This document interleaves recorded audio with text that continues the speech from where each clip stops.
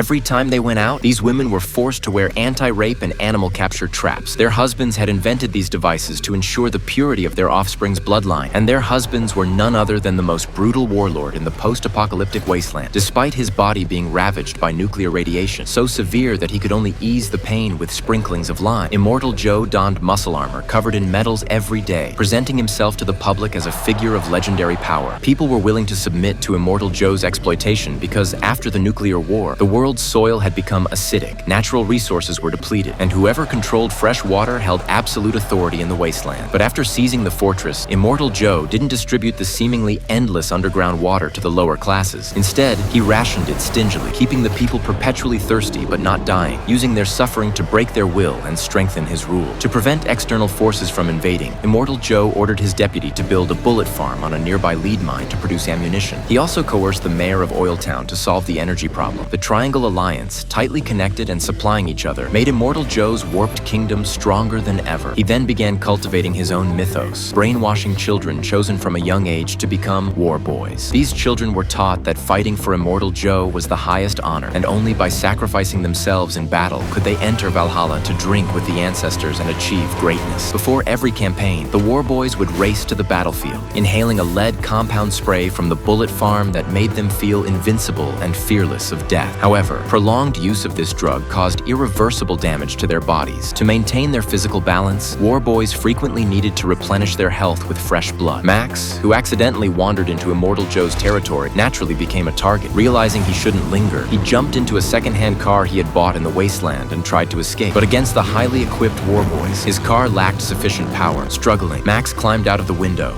only to be captured alive before he could think. He was forced toward Immortal Joe's fortress. The war boys shaved his head and tattooed his back with a universal O-type blood label, turning him into a living blood donor for their operations. When they brought out a glowing branding iron to mark him with Immortal Joe's exclusive logo, Max seized the moment, broke free from his restraints, and fled with all his might.